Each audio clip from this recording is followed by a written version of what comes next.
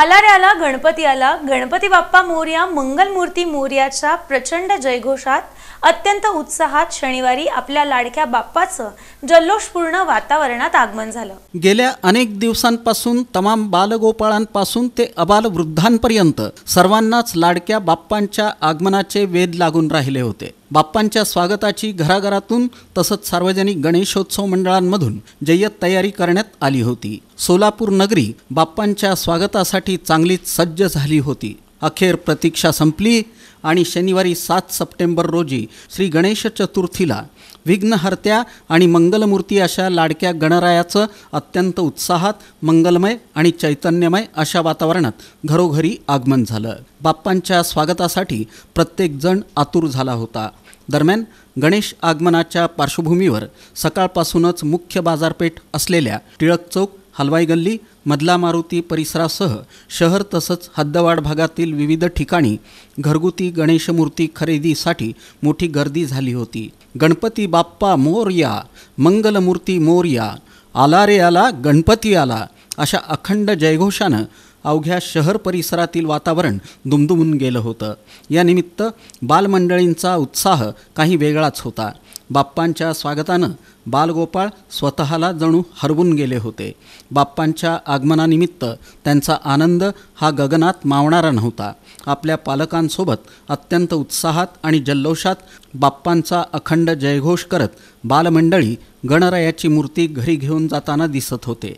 जल्लोषपूर्ण वातावरणात सहकुटुंब सहपरिवार बाप्पांची मूर्ती घरी घेऊन जाताना बाप्पांचा अखंड जय जयकार सुरू होता। बाप्पांना दुचाकी, 3 चाकी आणि 4 चाकी वाहनातून घरी नेताना भक्तगण अत्यंत आनंदात दिसत होते। गणपती बाप्पा मोरया,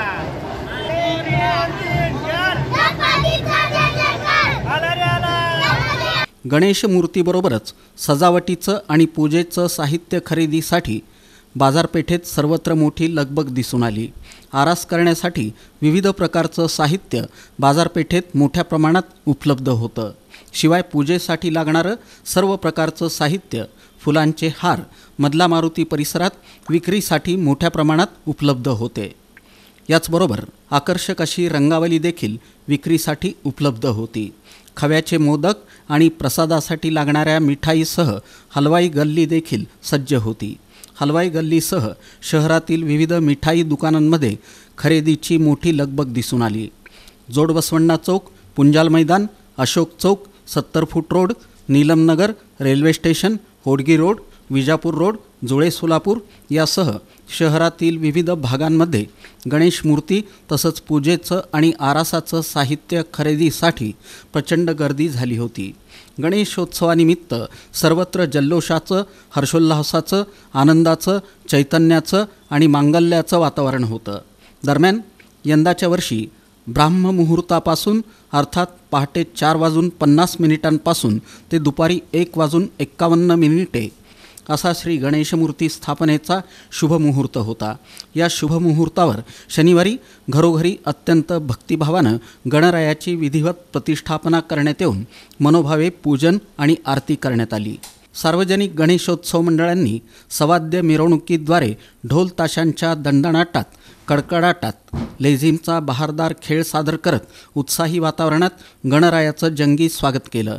रात्री उशिरापर्यंत सार्वजनिक गणेशोत्सव मंडळांच्या मिरवणुका या सुरू होत्या। विविध गणेशोत्सव मंडळांच्या वतीनं फटाक्यांची जोरदार आतषबाजी मिरवणुकीदरम्यान करण्यात आली। गणेशोत्सवानिमित्त तमाम भक्तगणांमध्ये कमालीचा उत्साह दिसून येत होता। गणेशोत्सव म्हणजे प्रत्येकासाठी अलौकिक अशा आनंदाची अनोखी पर्वणीच असते। प्रत्येक जणच स्वतःला जणू या उत्सवात हरवून जातो, विसरून जातो।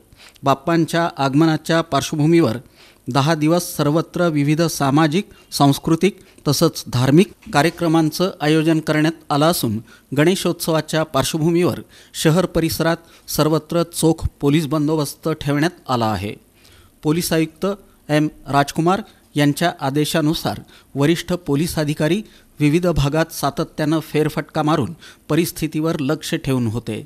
पोलीस यंत्रणा ही संपूर्णपणे सतर्क असून सर्वत्र चोख आणि कडेकोट पोलीस बंदोबस्त ठेवण्यात आला आहे. सर्वांनी गणेशोत्सव शांततेत आणि आनंदात साजरा करावा असं आवाहन पोलीस तसंच महापालिका प्रशासनाच्या वतीनं करण्यात आलं असून योग्य ती खबरदारी आणि दक्षता या निमित्तानं घेण्यात आली आहे.